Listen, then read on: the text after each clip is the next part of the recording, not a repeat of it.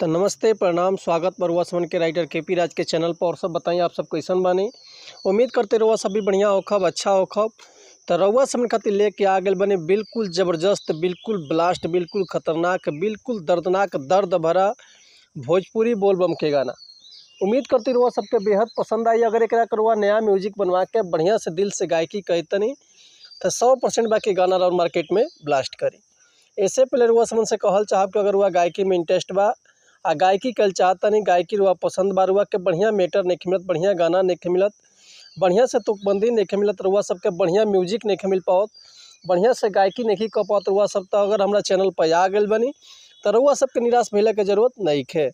काहे से कि रुआ समन खातिर हम एक प्रकार के सॉन्ग लिखिले, हिंदी होके चाहे भोजपुरी होके, चाहे रुआ कोनो भी ट्रैक पर भोजपुरी गाना लिखवा सकिले। लव सॉन्ग, ऑर्केस्ट्रा सॉन्ग, बेवफाई सॉन्ग, पूर्वी, निर्गुण, भजन, लोकगीत, लयदारी, रंगदारी सॉन्ग, जातिवाद सॉन्ग, चाहे जिला स्पेशल गाना, चाहे बोल बम के गाना, चाहे विवाह गीत, चाहे विदाई गीत, चाहे वो अपना मन पसंद के कोनो भी गाना लिखवा सकिले, वो बिल्कुल उचित चार्ज पर। तो ऐसे कहल चाहब रुआ समझ से कि रुआ अगर हमारे चैनल पर आ गए बनी आ चैनल पर पहला बार बनी, चैनल पर नया बनी तो चैनल के लाइक कर दी, सब्सक्राइब कर दी और बेल आइकन प्रेस कर दी ताकि कोनो वीडियो अपलोड करी तो सबसे पहले नोटिफिकेशन रुआ समझ के मिले। चलिए देर ना करते हुए आज के मीटर देखल जाए कैसे बा, का एकर लय बा, का एकर धुन बा। ई रुआ समन के हम गा के बताओ तो उम्मीद करते रुआ सबके बेहद पसंद आई। तो चलिए देखिए आज के गाना कैसे बा। एगो भक्त बाबा से कहत रहे कि ये बाबा, अरे बहुत अबेर हो गई बा, रुआ उठी ना। देखी कैसे जगावत रे बाबा से का कहत रहे कि कैसे ढारबू जलावा ये बाबा, लागल बाई है फिकीर,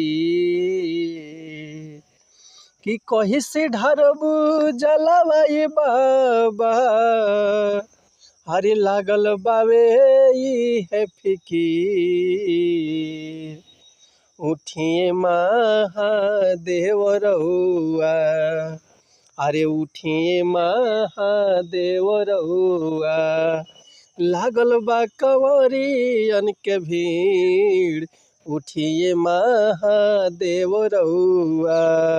पड़ी गईल पहुआ में छाला, पड़ी गईल पहुआ में छाला, गिरता नयनवा से नीर, अरे पड़ल बावे पहुआ में छाला, गिरता नयनवा से नीर, तो उठिए महादेव रहुआ, अरे उठिए महादेव रहुआ, लागल बा कंवरियन के भीड़, उठिए महादेव रहुआ, लागल बा कंवरियन के भीड़, उठिए महादेव रहुआ।